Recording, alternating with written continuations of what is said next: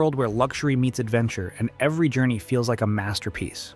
Welcome aboard Motor Yacht Unbridled, an exceptional charter experience where every detail is tailored to your desires. From thrilling water sports to moments of pure relaxation, every day brings new horizons. Step into the future of chartering aboard Unbridled. Available now.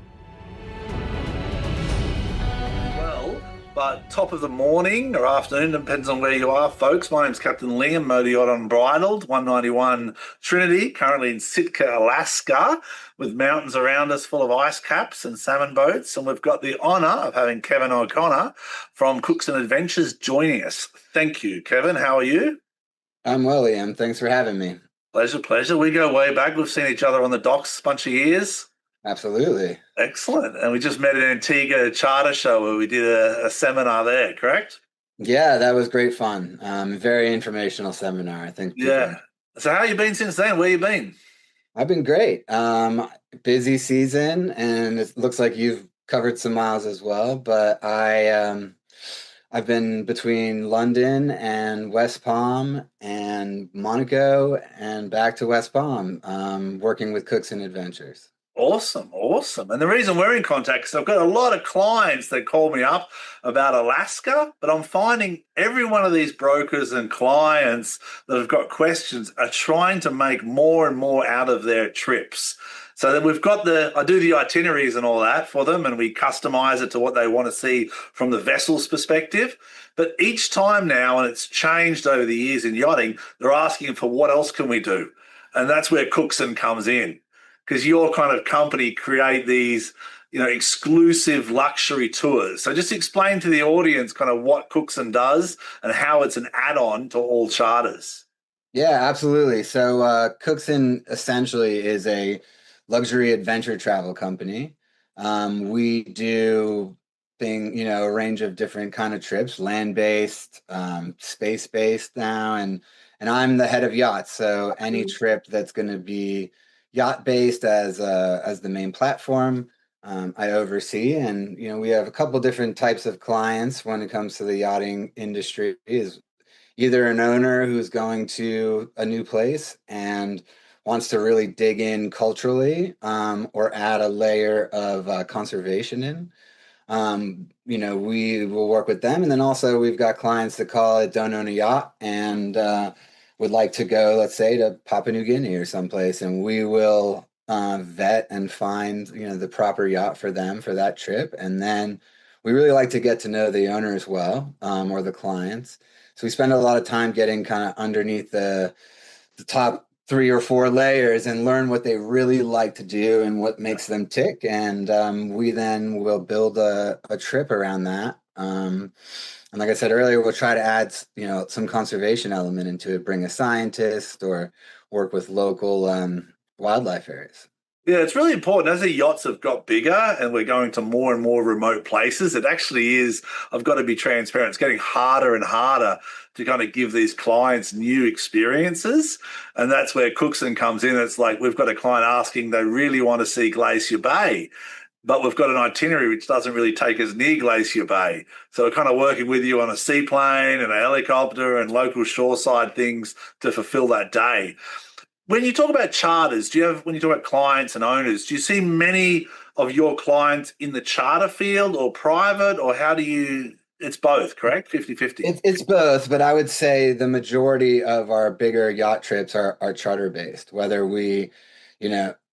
there's only a handful of boats, let's say, that go to Antarctica every year. And most owners, it's really not worth the time and the money to get the boat down there if they don't charter, unless they're very particular about wanting their boat in Antarctica. Yeah. You've only got a handful of boats to work with. So we found even yacht owners, if their yacht's in the Med and they want to do Alaska, we'll show them some examples like Unbridled that's there in the summer and some of the other boats, and try to get them on there. And that way. Yeah, absolutely. We've got one who wants to do a dive expedition up here, and I'm kind of like, let's kind of lead towards, some submarines and work with on getting some submarines up here rather than the diving, because it's a little bit cold up in these. Absolutely. No, we do quite a bit of work with with personal subs, we had a client who had just a sub. And so he would loved submarines, bought a sub, and then we would have to find a suitable boat. And it was one of these big U-boat works, Oh, seven yeah. passenger, Yeah. 10-ton, big sub. And so we would find charter boats. And even one time we had to upgrade the crane on one of these boats that we chartered just for the sub.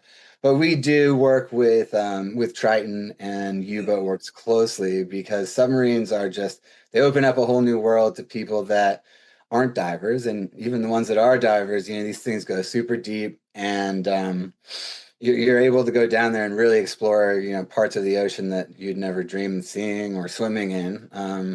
So we do organize a lot of sub stuff with these local companies and people that have their own personal ones. True. I think what sets Cookson's about is the kind of network you've created. So you're not just sending the sub, you're sending people or you're sending guides that can navigate the crew side of things and the guest side of things. That's something we've talked about before. So when your guides come, they usually try and manage the different experiences, correct? To make sure the client gets the most out of them. Or how does it work with the crew and the guides? Absolutely. Like to Well, give a background to things. yeah, so we operate all over the world, and we obviously don't have staff all over the world. Yeah. So we've got a huge network of people on the ground in different locations.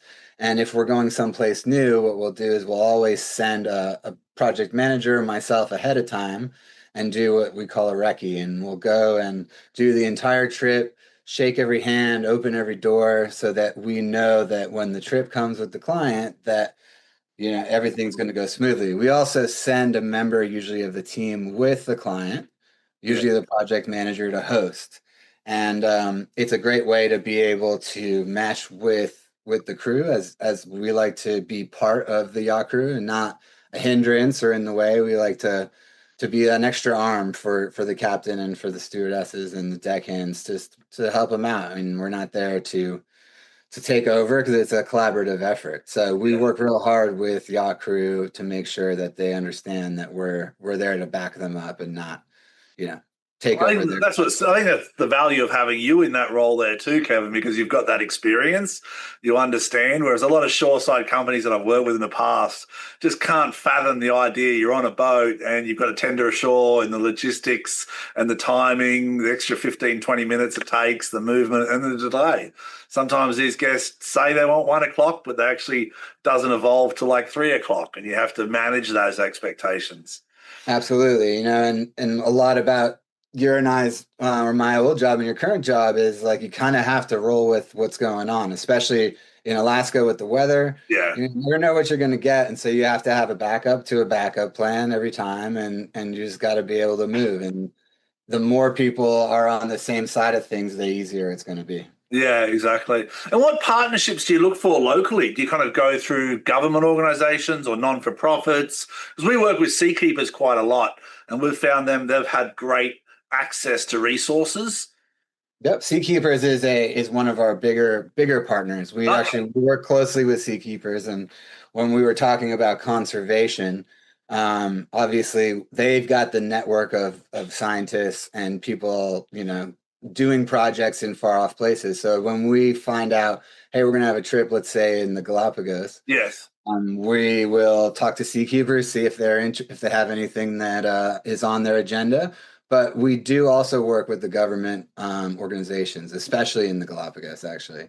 So there's a couple islands there that are off limits to tourism, Mm. even yachts. And what we've come up with is we negotiated some access that no one else can really have as kind of a hey, we'll help you. You can Research permit. use our helicopters, and there's actually a great story that they with the tortoises, since they're endangered, when they find an egg, they'll bring them back to the laboratory, Oh, wow. and so that they're not eaten by a predator. And then when they're 3 months old, they have to chuck him in a backpack and hike up to the top of the volcano with the tortoise and put him down where he or she normally would be. So what we've done is, if they allow us to use a heli so we can go up around the volcano, we'll give 10 tortoises a ride to the top. Yeah. What a We start. do work closely, and it's always one of those things where our footprint that we leave is usually less, or it's in a better place than when we found it. We don't have high impact and then just disappear. All the money goes directly, if it's a donation, directly to what they see. Yeah. And what's the history of Cookson out of interest? What's the background? Like how many years or Cookson's been around for 15 years, and it was started by Henry Cookson, a British explorer, and he has a Guinness Book of World Records for crossing.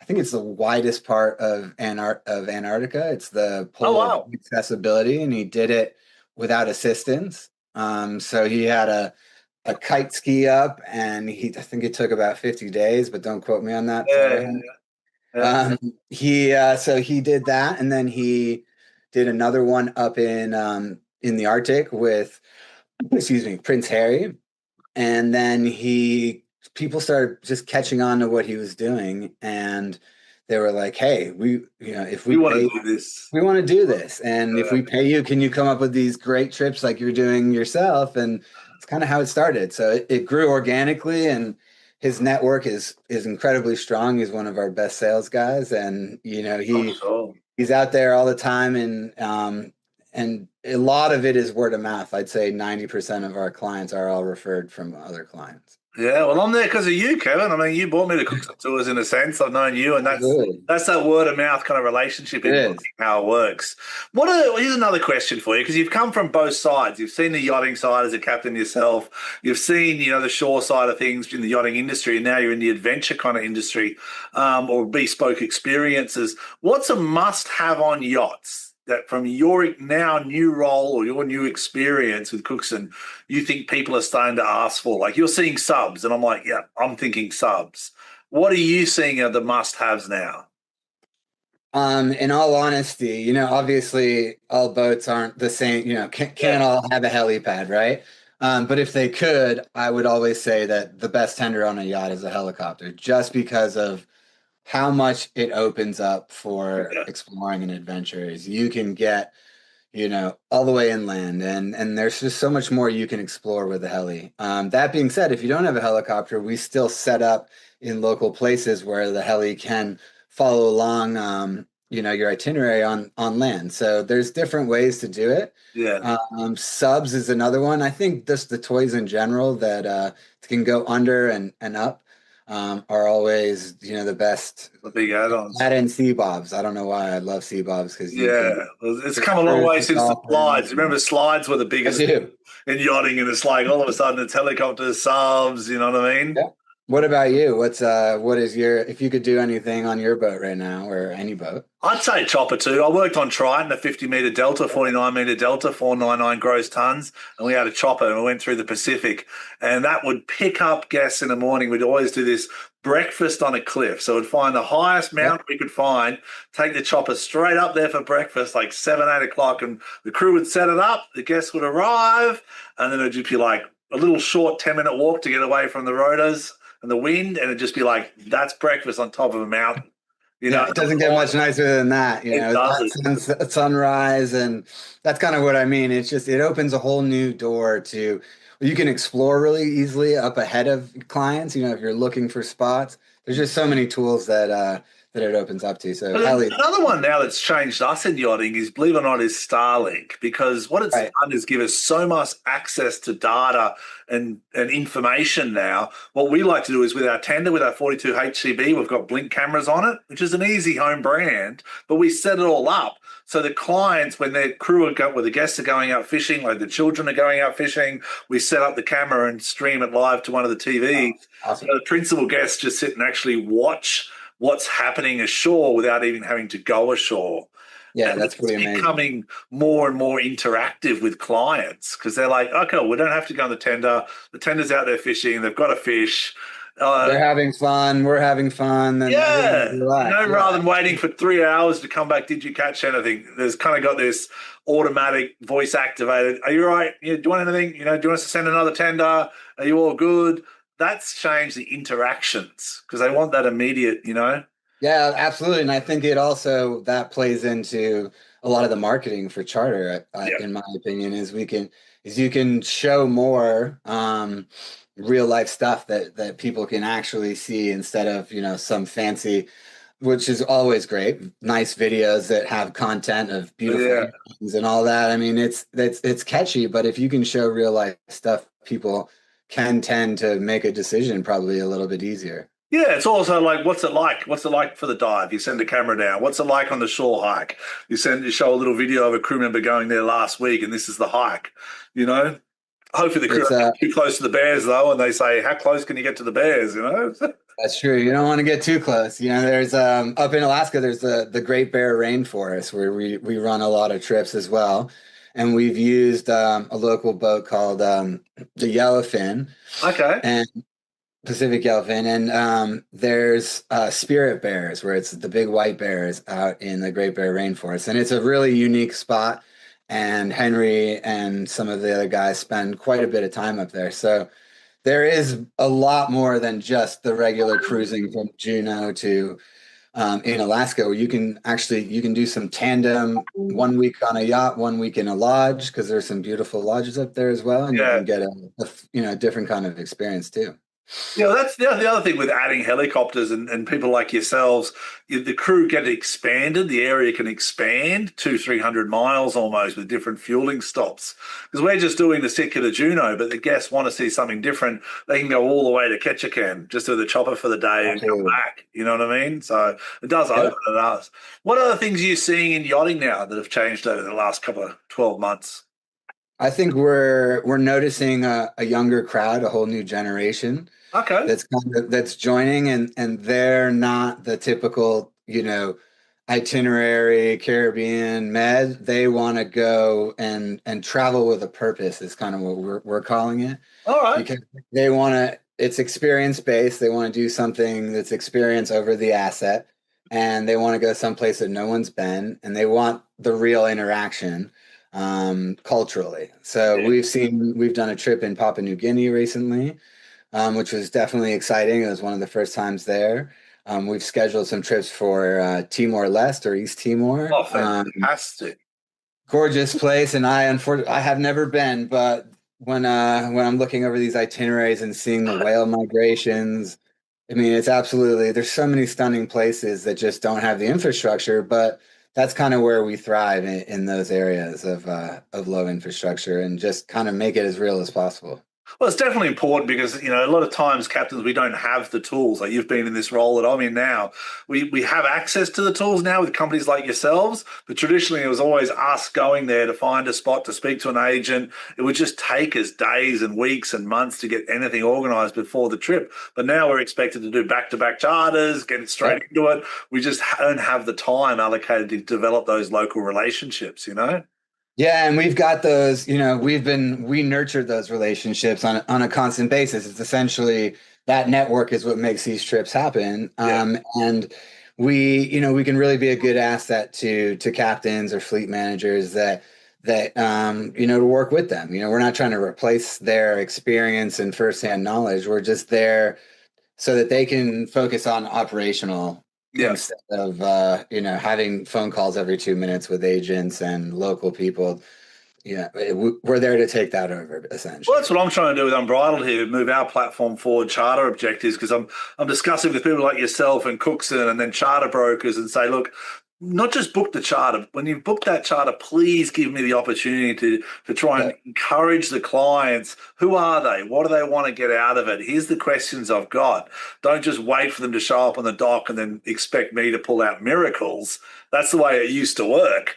The way it yeah. needs to work now is our clients are a lot more engaged in the itineraries and they want to know exactly what the plan is each day. And I thrive in that because it gives us an opportunity to say, okay, now we can plan the day. We're going to go for a hike up here. We'll set up lunch up the creek, kayak back down, for example. We've got time to plan. So I think for me, our clients are the charter brokers and people like yourselves that can give us tools to succeed. No, absolutely. And the forward thinking is important. And you exactly hit what Cookson does is we want to get to know them. And I know a lot of people, whether it's brokers who are afraid that we're talking directly to a client Yeah. or, it's an industry where people have close guarded secrets, and I feel like no one's unless you ask them what they want to do, how they operate, you'll never really give them an experience that they'll walk away from going, wow, that was, a once in a lifetime thing. That was really Yeah. cool. I want to do it again somewhere Yeah. else. And it's trust and it's the confidentiality too. Like you've obviously Yes. built that reputation with Cookson and us on Unbridled with the charter brokers. I said, they are your clients. They're not my clients. It's my Yeah. duty of care to look after them and the Cookson to give them a good experience. But the charter brokers, they're your clients. Let me know how I can help. And how I can help is just give me access to them to get information. And our chef has the same thing. Our chief steward has the same thing. The more we get, the better we can succeed, you No, know? absolutely. And that brings up a great point because I know that a lot of our competition or people in the adventure expedition space are also brokers. Yeah. Um, Cookson is not. So we've stayed completely separate and independent. We want to work with all brokers, and we've purposely stayed out of becoming an agent or a retail agent or a central agent to make sure that we can work with all the brokers out there without any fear of, Yeah. them getting cut out at some point. Oh, conflict of interest. That's what's good about my role as a captain. I'm like, I can work with all brokers, or Yeah. with all travel agencies and so forth. But I usually try and cap it about 15, 20 minutes. I know we could go on longer and we'll probably end up chatting a lot longer after the call as well there, Kevin. But how can people find you? How can people find about Cookson? Well, you can go to we have a great website, Yep. Cookson So, .com, and then we've also got, I'd say my favorite is the Instagram handle, like at Cookson Adventures, and we put reels up, and that's the other thing about Cookson is our content is all made in-house. So every picture, every video you see on the website is taken on one of our trips by our photographers, and we have the capacity to send media teams. And so even with confidentiality, we obviously have a ton of content and we can never use yeah. that belongs to owners, but we also on our recce's or before and after, we stay and try to get as much content as possible so that we can use that for marketing. Yeah, So got absolutely. awesome content on Instagram. Well, it's a content-driven world these days a lot of times because people want to experience as close as they can. We have a good videographer on board and a photographer, and really the clients are starting to demand a bit more from the crew pictures or the end of the charter used to be like a 30-minute, well, not a 30-minute, 30-second, 1 minute. Yeah, Now it's like 5 minutes. Now we have to make customized reels and yeah. feed vertical, horizontal. The videographer on board's kind of like, okay, what's the demands here? What does everyone need? Vertical, horizontal, YouTube shorts. What are we doing here? And the guests of different ages really start to engage. And because they're posting live, and showing Yeah. all their friends at home. And we've even got clients that we make documentaries for. Like they Oh, are wow. legitimately like straight out of National Geographic, That's and a it's good idea. documentary, and we follow the format, and some of these documentaries are exquisite. Of And their experience. Oh, you planted a seed there. I'm sure I'm going to chat to the videographer after this and say, yeah, look, I've got a absolutely. challenge for you. you know? It's a great challenge because it comes out really well for them. It makes their like memories of their trip something that they can then show friends. And it's not, hey, look at the pictures of our trip. It's like, hey, Exactly. look at how we relocated this rhino. Yeah. Crazy Look what we stuff. created. This is the story of the trip. I think Right. that's what people look for now is more the story of things more than the things themselves. Absolutely. You All got to right, have a good cool. story. And we both live in Jupiter at the moment, so I'm sure I'll see you around the neighborhood. Absolutely. In It's great final that, closing, what's your favorite place then, or favorite story that you've been a part of creating? You mentioned the eggs in Galapagos. You mentioned Timor East. yeah, probably my favorite trip that I was a part of was, well, two. Papua New Guinea was probably Yeah, up there just because it was so new and there's so many different cultures and tribes yeah, and languages that it was tricky. And then I'd say the Costa Rica Panama trip we did in January. We had multiple boats, one over 100 meters, and it was just a really cool program. awesome. So those are my favorites so far, but I'm sure I'll have hopefully add Antarctica to that list. We Yeah, like and to also out Alaska. Hopefully, get you up here to see the different bears. absolutely. Hopefully, there's a client that says, I want to see all four different species of bears: the brown, the black, the white. That'd And be great.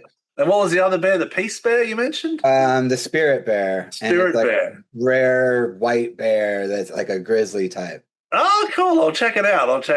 All right, mate. Well, thanks for your time. I really appreciate everything. Everyone be blessed, stay safe, and go to sea.